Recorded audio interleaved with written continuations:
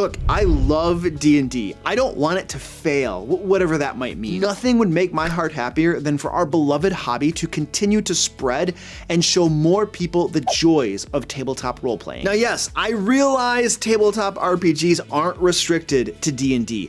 I've played several other amazing systems and am currently running my own Pathfinder 2 game. However, D&D is the giant in the room, and when it finds success, the tide rises and lifts all other systems with it. And that results in the hobby as a whole growing, and that's a good thing, a wonderful thing. However, there are 7 key areas that Wizards of the Coast, the company that owns D&D, must focus on and improve in order for that to happen. Number 1, D&D rules compatibility. At the time of this recording, Wizards of the Coast recently announced that 1D&D is no more, and that the new core rulebooks they are releasing in 2024 will simply be rules updates to D&D 5th edition. Now, they have promised us that the rules will be backward compatible with existing 5e books, and I truly hope that is the case. Because here's the thing.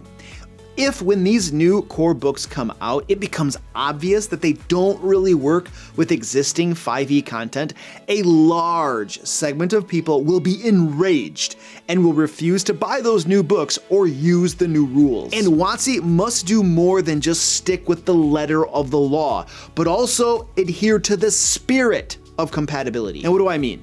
Well, even if technically the two rule sets are compatible according to the strictest sense, if they don't actually work together and the only real choice is to use one or the other, we might as well have a new edition for all intents and purposes. By the way, one thing that will also cause this problem is if the new player options, monsters, magic items, and other fiddly bits in the 2024 rules far outclass and overpower what we currently have. That would essentially invalidate our current options because, well, quite frankly, power sells, and folks would feel that using the new rules would be the only reasonable option. So my hope is that the 2024 rule changes not only are compatible, but they are also balanced with respect to the current 5e rules. Or at least as much as possible, because I fully acknowledge that our current D&D rule set has some serious balance issues, which the D&D game designers have stated they are seeking to correct. So for me, that sounds very nice. In theory. Number 2, improve quality. Anyone who buys WotC products knows that the quality of their releases has been on a decline. The Spelljammer box set is a great example of this, but I personally stopped buying their books somewhere around Strixhaven. Between their products simply not appealing to me and hearing about how poorly done some of them have been, I just gave up. And I feel like if they don't reverse this negative quality trend, and fast, there will be far more and more people that just stop trying. How many times do you need to get burned with a low quality product before you just stop buying from a company? Once, twice, thrice? At some point you stop. Specifically, this is what I'm looking for in a quality product. First, the physical quality of the book. Pick up any D&D book and compare it with a Paizo book or many other third-party books. Study the binding, page thickness, covers.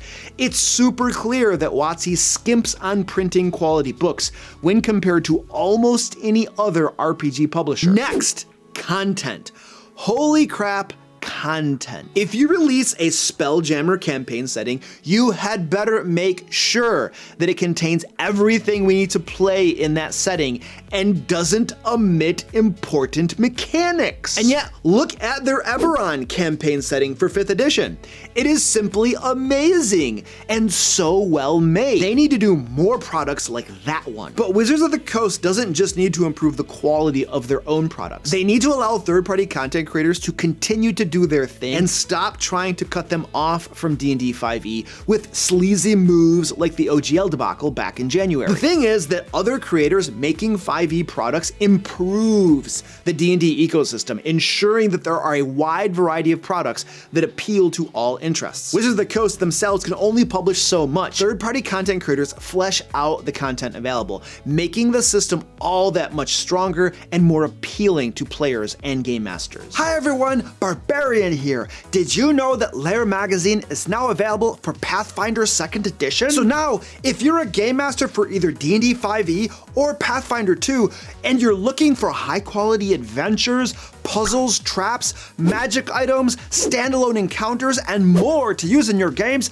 Lair magazine has you covered. For instance, the May issue, Intellect and Imagery, is out right now, and it contains a level 18 to 20 adventure path featuring the terrifying Chuthoon. These nasties will give even high-level, nearly invincible characters a run for their gold pieces. Now, hold on one moment. Lair magazine for PF2 hasn't officially launched just yet. You can't go telling people, hey, it may not be official just yet, but Pathfinder 2 content is still available right now for DM Lair patrons, and it will be official soon enough. Very well, but I'm telling Luke about this. Yeah, whatever. He doesn't even watch his own videos anyway. You can become a DM Lair patron at the link below and instantly get access to 2 months of Lair magazine. Everything is designed to be easy to use at your game table and reduce your prep time. Oh, and everything comes with digital maps designed for online use too.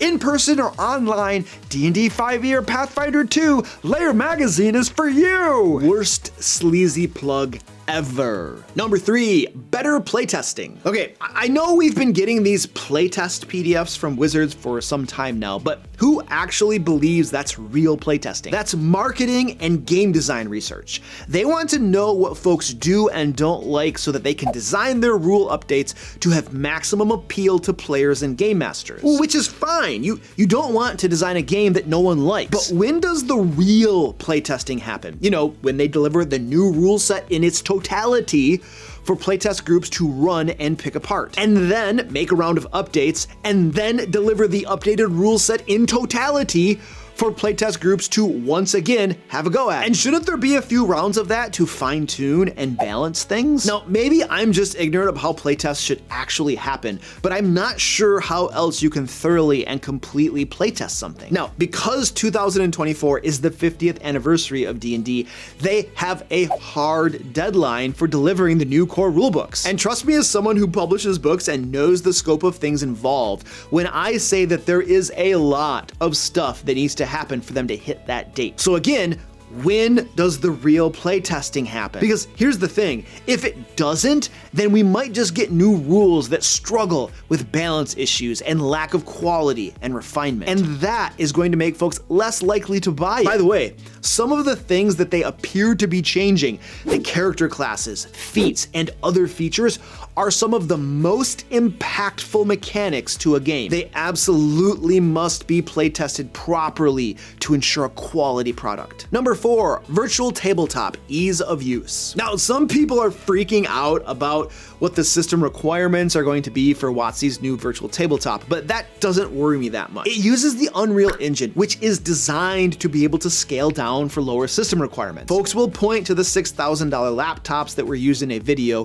where WotC demonstrated their new VTT. However, it's normal for programs to be unoptimized during development. Prior to release, I'm pretty sure they will make it as accessible as possible. After all, why would they intentionally gatekeep out customers? I mean, they want you to buy it, and if you can't run it on your computer, then you wouldn't buy it, would you? My real concern as a game master is how easy will it be for me to set up my own homebrew game on their new virtual tabletop? If it's gonna take me more than 30 minutes to get something set up on a VTT for my game, then I'm out. Ideally, the process takes me like 15 minutes. I already have to create the adventure and other elements. The last thing I want to do is spend too much time getting them set up in the virtual tabletop. Now, I have no doubt that official modules will be available in their VTT, but there are lots of GMs who exclusively run homebrew adventures. And if setting that up in the VTT is too complicated and time consuming, a lot of us are gonna nope out of that really quick. And if game masters don't use their platform, do you think their players will? Frankly, WotC seems to have a habit of ignoring GMs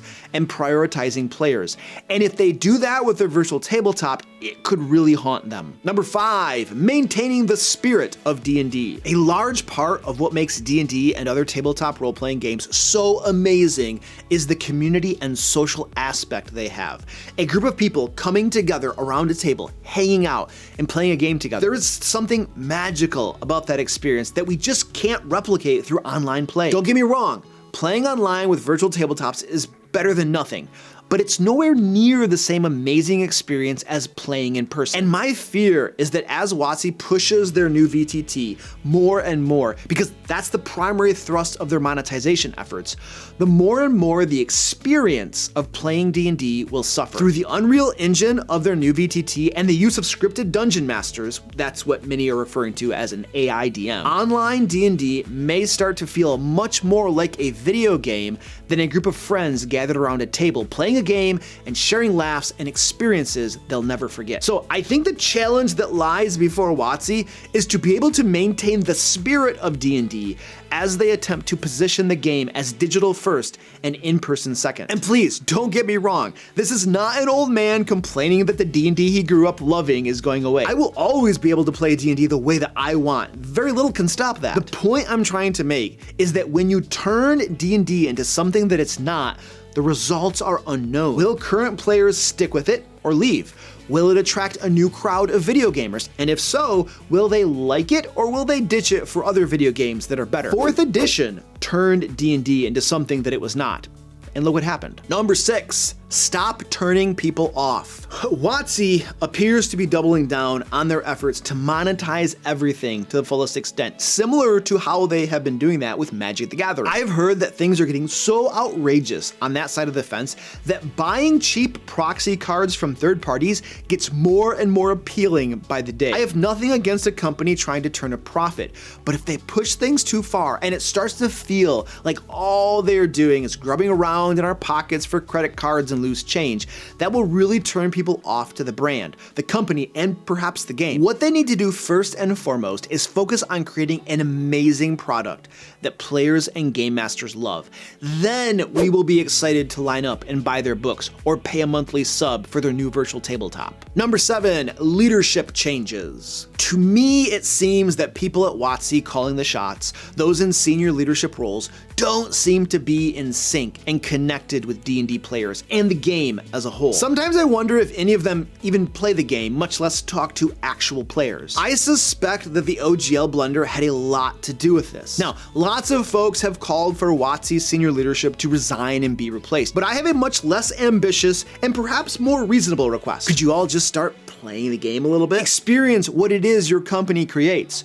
Talk with those who will be affected by the changes you're implementing. Because the less senior leadership understands the game and the player base, their customers, the less likely they are to make good decisions that will lead D&D to a brighter and better tomorrow. Now, even if D&D continues to make blunders and struggles, as I said at the beginning of the video, there are lots of wonderful tabletop RPGs to choose from. For instance, I'm moving to Pathfinder 2nd Edition with my in-person gaming group, and I even made this video right here explaining why I found Pathfinder 2e to be superior to D&D and why I made the switch. And don't forget to check out Lair magazine at the link down below.